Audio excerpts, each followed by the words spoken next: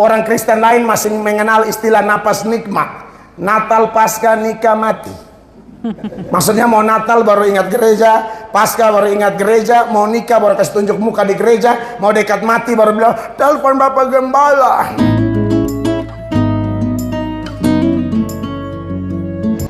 Baik, puji Tuhan, shalom. Jemaat yang diberkati oleh Tuhan Yesus, saya sangat bersyukur ada di tengah-tengah jemaat sekalian untuk menikmati persekutuan yang indah, di mana kita percaya ketika 2-3 orang berkumpul sepakat memanggil nama Tuhan, Dia ada di tengah-tengah kita. Amin.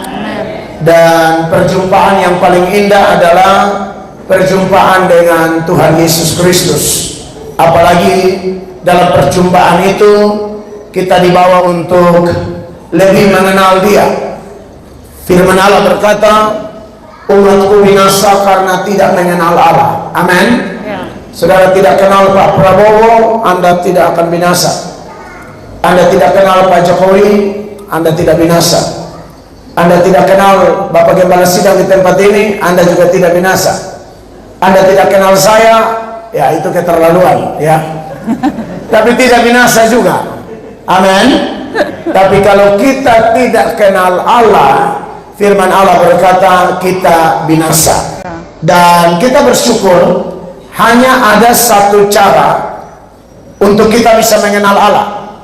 Cara itu adalah Allah sendiri yang memperkenalkan dirinya kepada kita. Usaha manusia mengenal Allah akan sia-sia, ya, kecuali kekasih Tuhan, Tuhan sendiri yang memperkenalkan dirinya kepada kita. Bukan Abraham. Ini mic kayaknya bermasalah ya. Ya mungkin baterai kan.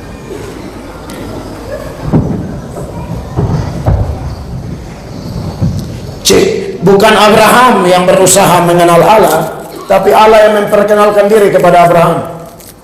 Abraham itu penyembah berhala di Ur Kasdim sana, dan sudah pasti ada dalam antrian panjang menuju neraka. Tetapi Allah Yahweh, Allah pencipta langit dan bumi, memutuskan untuk memperkenalkan dirinya kepada Abraham, sehingga Abraham dikenal sebagai bapa segala orang percaya. Amin. Terkasih Allah. Amin. Bukan Musa yang mencari Allah untuk berkata kepada Allah, ini aku, utuslah aku. Tidak. Allah yang datang mencari Musa di titik keterpurukan Musa sebagai seorang pembunuh yang sedang melarikan diri dari Firaun. Tetapi Allah pencipta langit dan bumi menghampirinya, memutuskan untuk memakai dia, mengangkat dia menjadi pemimpin yang membawa pembebasan bagi Israel di tanah perbudakan di Mesir. Daud tidak pernah berpikir bahwa dialah yang akan dipilih oleh Allah untuk melanjutkan estafet kepemimpinan yang akan Tuhan berikan dari Saul kepada salah satu anak Isai. Bahkan Daud adalah anak yang sebenarnya tidak dianggap di dalam rumah. Bagaimana tidak, saudara-saudara? Satu acara penting, acara pelantikan, semua abang-abangnya dihadirkan. Secara sengaja anak ini tidak dihadirkan, seolah-olah orang tuanya mau bilang, kau tidak cocok dalam acara pelantikan ini. Ini kan acara pelantikan untuk menggantikan Raja Israel.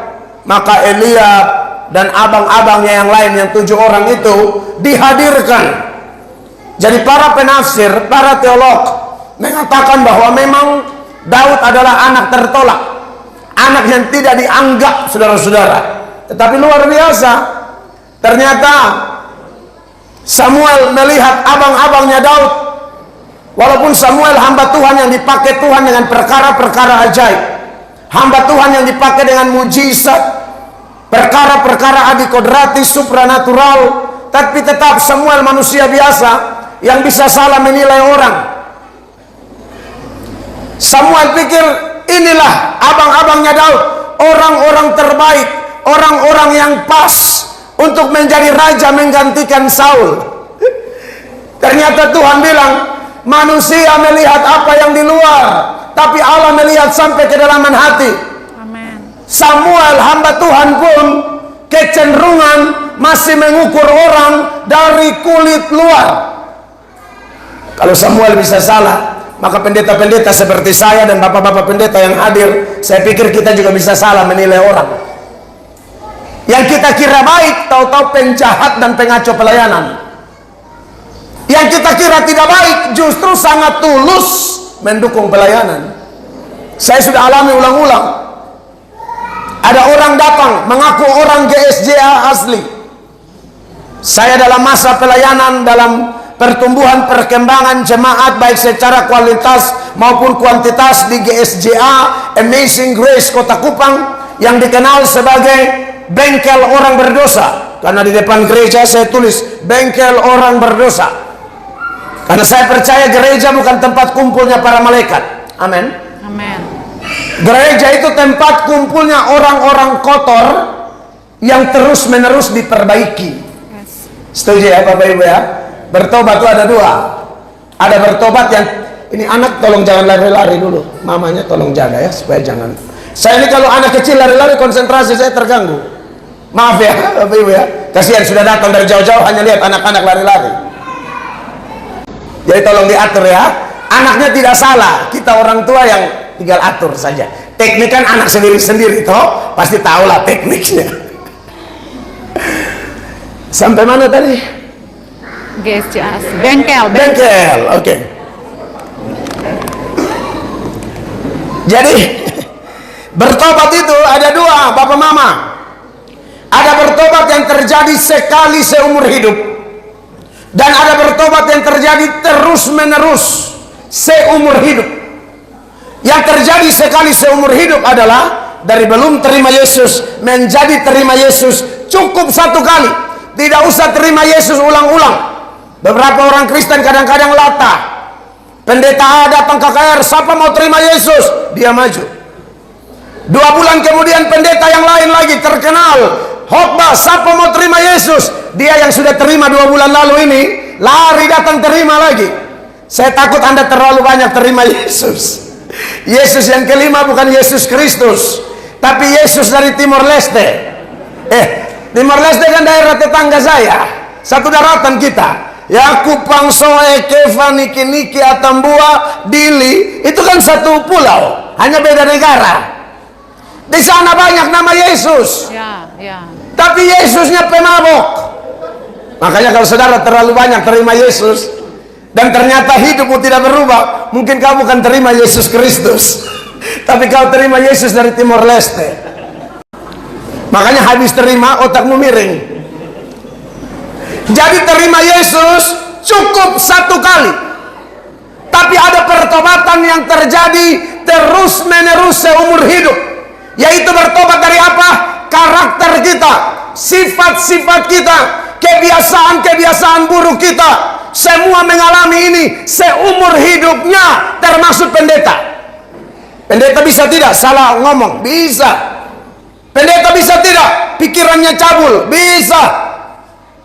Pendeta bisa tidak muncul kekotoran-kekotoran dalam hati? Bisa. Karena roh kita itu sekalipun sudah terima Yesus, sempurnanya di sorga, bukan di sini. Di sini peperangan terus. Ya. Peperangan terbesar kita sebenarnya bukan hanya melawan setan, tapi melawan diri sendiri. Ingat, kita sempurna di sorga. Ibrani 12 ayat 23 secara eksplisit penulis Ibrani menyatakan itu kepada kita. Ibrani 12 ayat 23. Dan jemaat anak-anak sulung yang namanya terdaftar di sorga. Yes. Dan kepada Allah yang menghakimi semua orang. Ya. Dan kepada roh-roh orang benar yang telah menjadi sempurna. Dan kepada roh-roh orang benar yang telah menjadi sempurna. Itu di sorga Bapak Ibu. Di sini belum. Di sini ini sekelas Samuel aja bisa salah nilai orang, apalagi cuma melatok. Saya pernah tuh datang orang GSJA kelihatan baik, bantu ini, bantu itu, ujung-ujung minta transfer. Karena sudah sama-sama satu sinode, iya kan? Lalu tunjukkan kebaikan-kebaikan, ternyata ini acting semua. Ini hanya tampilan awal untuk meluluhkan hati saya. Saya transfer uang mau bikin sound system, karena gereja saya seukuran gereja ini lebih besar, Mam ya. Gereja Elroy lebih besar, saya punya lebih kecil, namanya GSJA Kolose. Nanti setelah dipugar baru saya ganti jadi GSJA Amazing Grace. Jadi waduh, dia naik kerja ini itu, tiba-tiba karena sound system kami serba kekurangan, jadi saya bilang nanti kita mau ganti. Aduh, maka dia minta uang transfer. Itu saya transfer dari tahun 2010 kali ya, sampai 2024 sound sistemnya belum ada. Penipu kelas kakap. Sedangkan orang-orang yang saya, jujur aja, saya ini juga salah. Saya pikir wah ini kurang beres. Yang saya nilai kurang beres ini, ternyata ini yang dipakai Allah, diutus Allah melalui mereka itulah fasilitas gereja dicukupkan, gereja berkembang. Dan hari ini saya tidak berhenti minta terima kasih kepada mereka. Apalagi saya kalau di luar daerah seperti ini, saya baru pulang dari Amerika, sepanjang di Amerika 3 hari minggu saya ada di California, saya selalu bikin video suara gembala, dan saya minta terima kasih buat bapak-bapak pelayan parkir, karena ibadah raya kami 3 kali, bapak-bapaknya ibadah 2 kali. Ibadah pertama kalau dia ada jadwal khusus parkir, ibadah kedua khusus ibadah. Rela loh. Banyak di antara mereka polisi-polisi yang masa lalunya badung, masa lalunya nakal jahat, tapi waktu berjumpa Kristus, ciptaan baru mereka. Yang lama berlalu, yang baru sudah datang. Mereka lah penopang pelayanan, motor-motor penggerak dalam kemajuan pelayanan kami. Jadi saudara-saudara, ketika Daud tidak dianggap, justru Allah memilih Raja Daud, dan dari keturunan Raja Daud, orang Bethlehem inilah lahir juru selamat di kota Daud. Makanya tema nasional yang terpilih dari Lukas pasal 2 ayatnya yang ke-15, marilah sekarang kita pergi ke Bethlehem. Di Bethlehem ada apa? Ada lahir keturunan Daud. Daud adalah orang yang tidak dianggap. Makanya dalam Mazmur pasal 10 ayatnya yang ke-27, ya, kalau tidak salah ya, kalau salah terbalik, 27 ayat 10, Daud bilang, sekalipun ayahku dan ibuku meninggalkan aku, tapi Tuhan tidak meninggalkan aku. Mazmur berapa? 27 ayat 10. Mazmur 27 ayat 10. Sekalipun ayahku dan ibuku meninggalkan aku, Yap. namun Tuhan menyambut aku. Amin. Amin. Ini Mazmurnya Daud, dan dia tulis ini dalam satu pengalaman pribadi. Memang orang tuaku tidak anggap aku. Orang tuaku menganggap aku anak kelas 2, yang lain anak kelas 1, yang layak ada dalam acara pelantikan. Tapi kau Daud, urus binatang, urus kambing domba. Anda lihat ini, Tuhan bilang tidak. Samuel tanya Isai, masih ada tidak anakmu yang lain? Aduh, masih ada, tapi di padang lagi gembalakan kambing. No, panggil dia, kita tidak punya banyak waktu. Baru dari jauh Tuhan bilang, ini dia, urapi dia. Wow. Amin, dikasih Allah. Saya kalau ngomong-ngomong tentang anak tertolak, sebenarnya saya ini juga anak tertolak, sangat tertolak. Ya, dilahirkan dari pasangan kumpul kebo, anak haram. Papa mama tidak nikah gereja, lalu dapat kami semua. Dan yang paling bikin masalah itu saya. Papa mama juga Kristen, tapi Kristen-Kristenan, tidak pernah ke gereja. Orang Kristen lain masih mengenal istilah napas nikmat, Natal, Paskah, nikah, mati. Maksudnya mau Natal baru ingat gereja, Paskah baru ingat gereja, mau nikah baru kasih tunjuk muka di gereja, mau dekat mati baru bilang telepon Bapak Gembala. Kan banyak tuh yang sudah mau hela-hela step, baru panggil Bapak Gembala. Kalau masih kuat-kuat tidak, judi terus, ya kan, bikin dosa terus. Pas dekat-dekat mau mati, nah ini Bapak Gembala penting di sini. Nah, kalau keluarga saya lebih parah dari itu. Kalau Kristen tertentu masih kenal istilah napas nikmat, kami tidak kenal itu. Tidak pernah gereja sama sekali. Karena sudah malu duluan, muncul di gereja nanti orang ngomong apa. Karena satu keluarga penjudi semua. Saya paling troublemaker. Saya sudah penjudi, perampok, suka tusuk orang, rampok, bongkar warung orang. Acara tutup tahun kita bongkar kios orang, warung orang, ambil beras, telur, mie, uang, lalu bikin acara tutup tahun. Majelis gereja datang tidak tahu ini dana dari mana. Majelis ini dana dari mana? Bapak-bapak bilang kelihatannya usaha dana pemuda. Padahal ini hasil bongkar warung orang. Lalu majelis yang doa makan berdoa, Tuhan terima kasih buat makanan minuman untuk acara tutup tahun ini. Kami bersyukur Tuhan telah memakai pemuda-pemuda untuk mengadakan semua ini. Kami berdoa biar tahun depan lebih dahsyat lagi. Wow. Langsung kita pikir tahun depan warung mana lagi nih? Aduh, hidup hancur benar. Sampai tetangga-tetangga bilang sama anak-anak mereka, jangan bergaul sama si setan itu, jangan bergaul sama si bolis itu. Saya bukan dibilang melatok lagi, setan. Jangan main sama setan itu. Karena anak-anak itu yang baik-baik bergaul sama saya, lama-lama jadi rusak. Tahu nonton bokep, tahu tikam orang, tahu pukul orang, tahu aniaya orang. Aduh, tahu palak kompas. Kacau.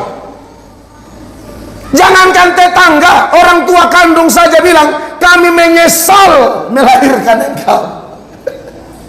Kalau tahu kau kurang ajar begini, dari kau masih kecil, mama cekik kau kasih mati, kata mama saya. Bapak saya juga bilang hal yang senada. Beberapa kali saya ditangkap oleh polisi, ditangkap oleh POM, ditangkap oleh tentara garnison. Setiap kali saya ditangkap, papa saya keluar dan berkata kepada pihak berwajib, Pak, hantam dia. Bayangkan. Jadi memang saya tidak seperti Daud. Kalau Daud anak baik-baik, kalau saya ini memang rusak. Tapi saya heran bin ajaib. Allah mau pilih anak-anak kotor seperti saya, lalu dia pakai jadi pendeta, dia pakai jadi juru bicara Allah, menggembalakan satu gereja yang sedang bertumbuh berkembang, membuat media sosial saya berkembang. Pasti itu anugerah semata-mata. Amin. Amin. Makanya kalau kita menyoroti tema Natal ini, saya akan khotbah sepanjang Desember ini. Pulang dari sini saya ke Kupang, lanjut khotbah di GSJA Makassar. Pulang dari GSJA Makassar lanjut terbang ke Balikpapan. Pulang dari Balikpapan KKR di Bekasi dan Jakarta. Pulang dari situ kembali lagi ke Makassar, kembali lagi ke Surabaya dan lain sebagainya. Hampir semua khotbah tema ini. Kalau pendeta tidak pintar-pintar memutar-mutar, maka kehabisan bahan. Kalau khotbah satu kali sih mending. Sudah begitu diposting di media sosial lagi. Tetapi sebenarnya di bawah tema ini, tema Natal Nasional 2024 ini, kaya akan berkat rohani, kaya akan pelajaran-pelajaran iman. Dan kalau kita bertanya salah satu hal yang sangat penting yang ada di balik tema ini, marilah kita pergi ke Bethlehem. Marilah sekarang kita pergi ke Bethlehem. Apa yang terjadi di Bethlehem? Di Bethlehem terjadi manifestasi kasih Allah yang sangat-sangat dahsyat. Amin. Allah yang maha besar, Allah yang maha kasih, rela menjadi hina supaya kita manusia-manusia hina diangkat dan dimuliakan. Amin.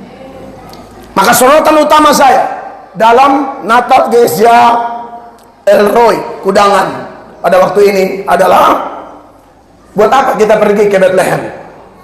Di sana ada kasih karunia Allah yang luar biasa. Amin, kasih Tuhan. Amin. Dan bicara topik kasih karunia Allah, menurut saya ini topik yang sangat menarik, sangat penting, yang tidak boleh sekali-sekali, tapi harus berkali-kali dikotbahkan di gereja. Saudara ingat, topik apapun harus berkali-kali dikotbahkan di gereja. Jemaat tidak boleh anti dengan khotbah yang diulang-ulang. Dan pendeta juga tidak boleh malu mengkhotbahkan sesuatu yang penting berulang-ulang. Tetapi ini juga bukan mendidik pendeta tidak belajar sehingga tidak ada bahan lalu ulang-ulang itu terus. Bukan itu maksud saya. Tapi memang ada kebenaran yang perlu diulang-ulang. Karena mengingat begini, salah satu sifat dasar manusia, kalau kita belajar dari kejatuhan Adam dan Hawa, manusia itu cepat lupa. suka amnesia ringan, kadang-kadang berat. Tuhan baru ngomong loh di Kejadian 2 ayat 16-17, semua pohon dalam taman ini boleh kau makan buahnya dengan bebas, tapi pohon di tengah taman, pohon pengetahuan yang baik dan yang jahat itu jangan kamu makan, nanti kamu mati.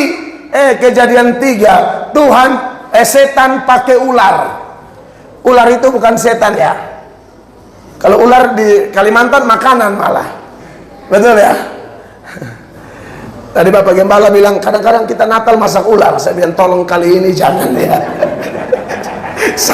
saya dan istri bayangkan saja sudah ngeri.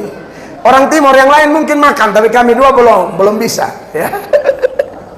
Kecuali kami kena tipu, sudah makan baru bilang tadi itu enak ya, enak. Apa tuh? Ular. Darah Yesus berkuasa. Setan pakai ular. Lalu kemudian manusia mulai lupa apa yang Tuhan firmankan. Setan dengan segala trik, segala tipu daya membodohi manusia. Pertama-tama perempuan merambat kepada Adam, dan selesai dosa itu menular sampai kita semua yang adalah keturunan Adam dan Hawa. Bapak Ibu jemaat yang diberkati oleh Tuhan Yesus, karena kita ini mempunyai sifat yang dasaria, yaitu suka lupa, cepat lupa, maka perlu dikhotbahkan berulang-ulang. Kepada bangsa Israel, Tuhan bilang kepada Musa dalam Ulangan pasal 6 mulai ayat 7, sampaikan firman itu berulang-ulang. Waktu kau di jalan, kau di rumah, kau sedang duduk, sedang berbaring, waktu kau bangun, ulang. Perhatikan ayat ini.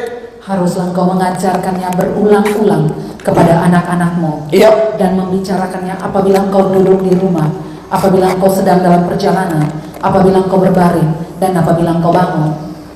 Iya, jadi saudara lihat, orang tua di Israel itu diperintahkan oleh Tuhan untuk sampaikan firman berulang-ulang. Itu yang saya lakukan buat anak-anak saya. Anak saya 4 laki-laki, 2 sudah mengerti. Tiap hari kami akan tanya, sudah baca Alkitab? Tiap hari. Tidak ada lolos. Karena pernah kami tanya-tanya, sudah. Aduh, belum. Anda lihat itu. Nanti kalau kelak kita meninggal, hai orang-orang tua, wariskan harta sebanyak apapun. Kalau tidak wariskan cara bergantung kepada Allah, bisa 2 minggu aja itu harta habis.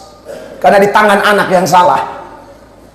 Makanya Ishak itu, Abraham bukan hanya wariskan harta, tapi pola didik takut akan Tuhan. Yes. Ini orang-orang tua perlu tanamkan ini. Jangan sibuk cari uang di kelapa sawit atau di lain-lain, lalu lupa cek jam doa anak, lupa pimpin istri anak untuk doa malam dan lain sebagainya. Orang tua begini harus bertobat. Itu harus diulang-ulang. Apalagi pendeta harus cek anak-anak kita terus. Banyak anak pendeta jadi pengacau. Papa mamanya semangat pelayanan, anaknya kurang ajar luar biasa. Karena setelah dicek, papanya sibuk pelayanan, kecolongan, lupa cek, lupa memberitahukan berulang-ulang bagaimana saat teduhmu, bagaimana jam doamu, bagaimana baca Alkitabmu. Di Natal pertama di GCM atau CGM? CGM. GCM. Begitu banyak orang, saya tanya berapa banyak yang baca Alkitab? 6 orang saja. Kita hampir 1000-an orang itu malam, hanya 6 orang yang baca Alkitab. Anda lihat itu. Buat apa saya khotbah tinggi-tinggi teologi, inilah Yunani, Ibrani, terjemahan King James, New International Version, bla bla bla, komentar Calvin, Henry, Barclay, segala macam. Hal yang simpel aja. Kau baca Alkitab tiap hari? Tidak. Gali-gali terlalu dalam bikin kepala sakit. Bukan tidak boleh. Gali-gali kau tidak pernah saat teduh dengan Tuhan. Bagaimana rohanimu kuat? Makanya kenapa di GSA pendeta wajib membaca Alkitab 1 tahun selesai. Saya tahun ini 5 kali selesai. Saya tahu hidup tanpa firman, jadwal begini banyak, tidak saat teduh, bahaya. Saya minta Pak Maxen tolong siapkan gitar. Saya dan istri harus menyembah di kamar.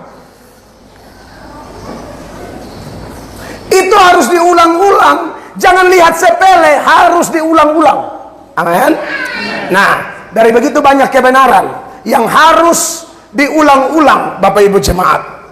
Saya yakin Bapak Ibu jemaat sudah berulang-ulang mendengarkan khotbah seputaran kasih karunia. Hari ini saya mau ulang. Saya baru pertama kali datang ke sini, tapi kan begini banyak pendeta, bisa saja Tuhan sudah pakai mereka untuk membahas topik ini. Tapi supaya ingatan kita jangan berkarat, Tuhan ingatkan kita sekali lagi. Amin. Amin. Kepada Yosua Tuhan bilang, renungkan firman siang dan malam.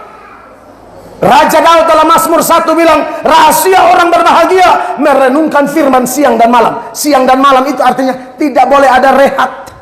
Kalau sampai ada rehat, John Calvin bilang begini, kenajisan, kekotoran, kekhawatiran, setan-setan sudah rame-rame mau merangkak masuk dalam pikiran kita kalau kita berhenti saat teduh dengan Tuhan. Amin, kekasih Allah. Amin.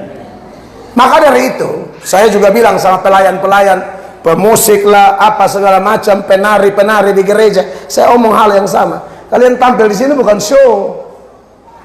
Waktu singer luar biasa, angkat tangan sampai rasa-rasa mau ganti lampu semua. Tapi di rumah nggak ada doa. Tapi naik di sini kayak malaikat, penipu. Penipu itu naik di sini. Di rumah tidak pernah ada waktu, geser TikTok sampai 6 jam, hanya cari masakan tahu lah, baju-baju lah. Tolong dulu kalau sudah mau tampil di sini, saat teduhmu kencang, supaya kau nyanyi itu ada urapan. Amin. Amin, Bapak Ibu. Amin. Ini bukan pelayanan omong kosong, ini pelayanan kudus. Ini altar kudus. Sekarang banyak pendeta selingkuh di mimbar. Maksudnya pendeta selingkuh naik di mimbar, bukan selingkuh di mimbar. Ya, berselingkuh tapi masih naik mimbar. Khotbahnya tetap bernyala-nyala, tetap haleluya. Kalau kita melihat kebenaran ini, saudara-saudara, apalagi karismatik kan. Waduh, kalau kita melihat, kita melihat saja gayanya itu. Pejina, tapi kalau khotbah, firman Allah berkata, bahu-bahu bergerak, bahu kita melihat kebenaran. Apa sih pembohong? Amin. Amin. Jangan acting di sini, tidak boleh. Ini sudah mau akhir zaman ini, jangan main-main lagi. Tuhan dia yang jahat tambah jahat, yang kudus tambah kudus. Yes. Kita harus ada dalam gerakan kudus. Amen. Holiness movement, bukan kebejatan moral. Saya hadir di Kanada, di Philadelphia. Itu konferensi pendeta-pendeta gereja Indonesia se-Amerika Utara dan Kanada. Saya dan beberapa pendeta dari Indonesia hadir. Dari seluruh kegiatan itu, yang paling membekas di dalam diri saya adalah kesaksian seorang pendeta.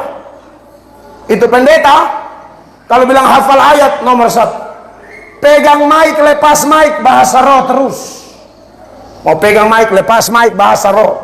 Rasa-rasa omong sama istri, bahasa roh. Hebat. Itu ternyata ada jemaat yang suka ke rumahnya, suami istri, akrab banget sama keluarga gembala. Katanya suka sharing-sharing. Lama-lama sering-sering. Awalnya apa? Sharing-sharing. Lama-lama sering-sering. Kadang-kadang bapaknya tidak datang, ibu datang sendiri, walaupun ibu gembala tidak ada. Jadi sering sharing dengan bapak gembala.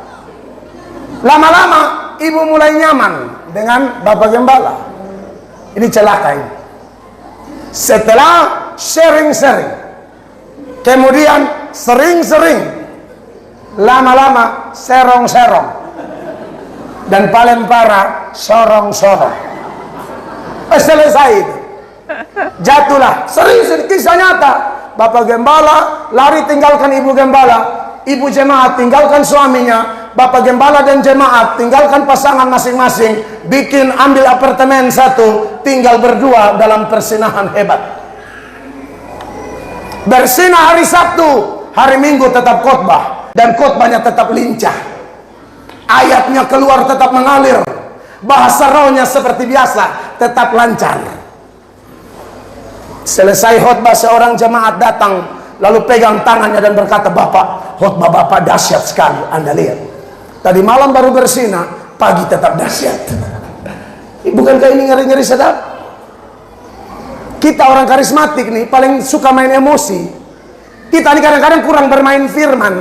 Kita bermain emosi. Asal ada pendeta terkenal, asal ada pendeta fasilida, asal ada pendeta jam terbang tinggi, asal ada pendeta yang populer, kita anggap ini pasti benar. Ini jemaat begini tidak beres. Jemaat yang benar itu siapapun pendetanya, uji dulu. Amin. Seperti jemaat Berea dalam Kisah Para Rasul pasal 17 ayat 10 dan ayat 11. Ini jemaat lain daripada yang lain. Kalau jemaat yang lain itu kurang ajar, cuek-cuek, atau dengar firman asal-asalan, mereka tidak. Mereka dengar firman dengan penuh kerinduan, dengan penuh kerelaan, tetapi pulang mereka periksa kembali. Ini baru jemaat keren. Jangan asal telan. Perhatikan ayat ini. Tetapi pada malam itu juga segera saudara-saudaranya di situ menyuruh Paulus dan Silas berangkat ke Berea. Ya, ini Berea ya, jemaat Berea. Terus itu pergilah mereka ke rumah ibadat orang Yahudi. Terus Orang-orang Yahudi di kota itu lebih baik hatinya. Orang-orang Yahudi di kota itu lebih baik hatinya. Kenapa? Daripada orang-orang Yahudi di Tesalonika. Yep. Karena mereka menerima firman itu dengan segala kerelaan hati. Yang pertama, dengar firman dengan penuh kerelaan hati, seperti rusa rindu sungaimu, seperti tanah kering merindukan hujan. Mereka benar-benar lapar dan haus akan kebenaran. Tapi tidak sampai di situ. Lihat ini ayat. Dan setiap hari mereka menyelidiki kitab suci. Dan setiap hari mereka menyelidiki kitab suci Untuk mengetahui apakah semuanya itu benar demikian. untuk mengetahui apakah semua itu benar demikian. Jemaat zaman akhir menuju akhir zaman harus begini. Jangan terlalu cepat percaya pendeta, termasuk saya. Khotbah saya itu perlu dicatat. Cek, pulang periksa kembali. Yang dia kutip tadi sesuai konteks tidak? Karena ada orang kan copot ayat tapi tidak ngerti konteks. Sekarang sudah terlalu banyak pengkhotbah main lawak,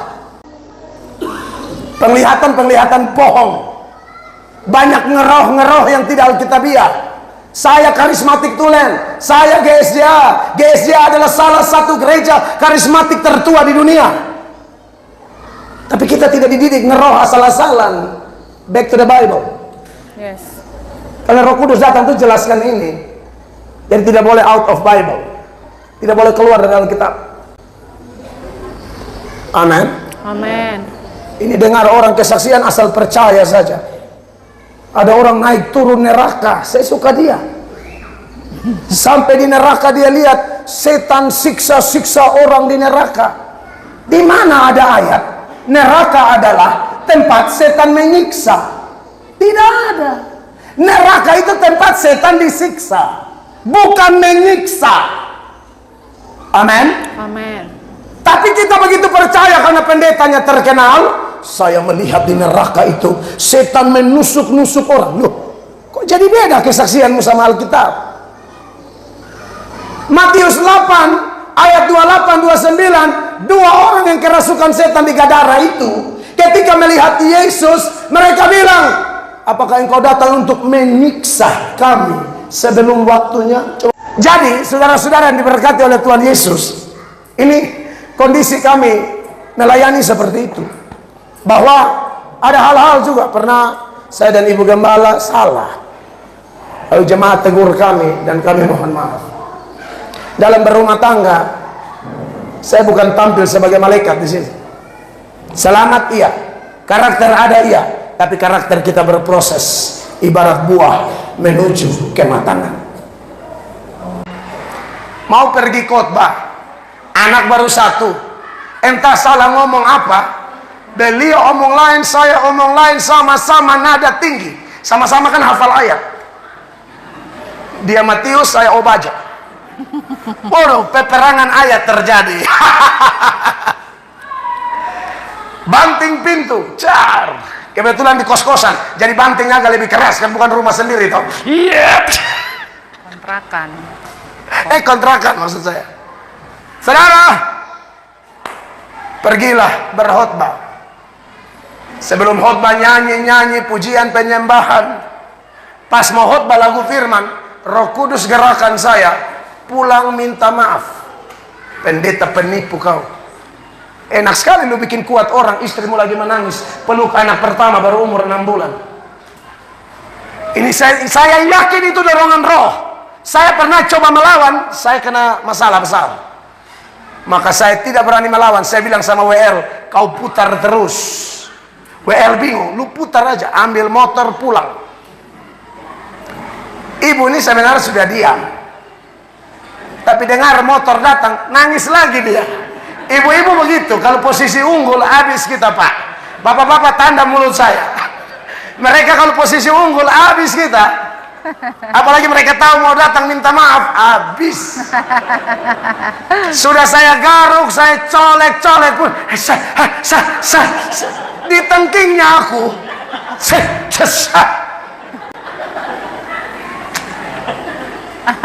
Ku korek di tengking, ku garuk di tengking.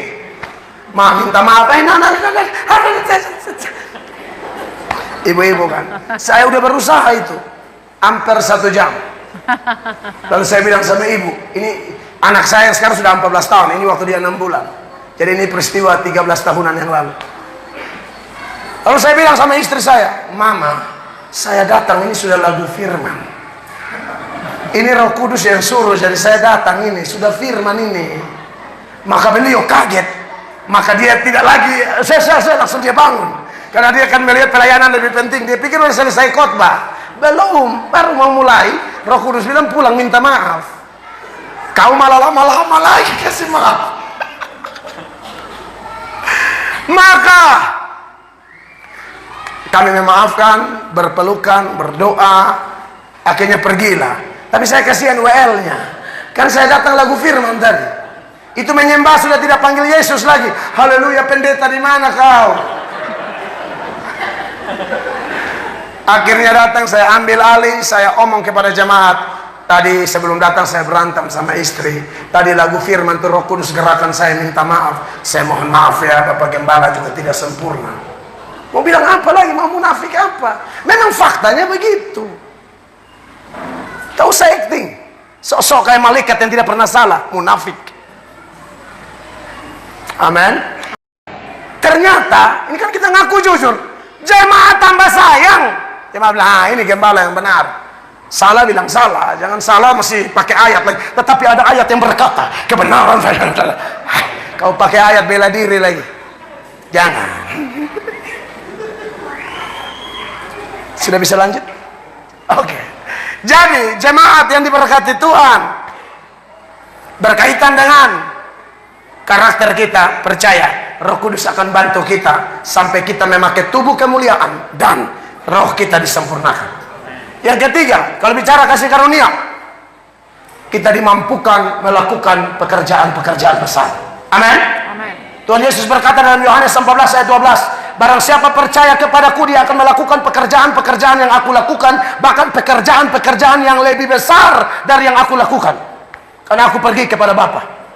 Makanya Paulus bilang, dari semua mereka aku bekerja lebih keras, tapi sekali-kali bukan aku, melainkan kasih karunia Allah. Amin. Makanya saya bersyukur Tuhan kasih kita kesempatan ya. Tuhan Yesus tidak pernah datang bikin KKR di kudangan. Amin. Ya. Waktu dia menjelma dulu tidak pernah toh, hanya seputaran Israel. Amin. Ya. Tapi buat hamba-hambanya dia kasih kesempatan pergi. Banyak pendeta kan di sini sudah ke Israel toh?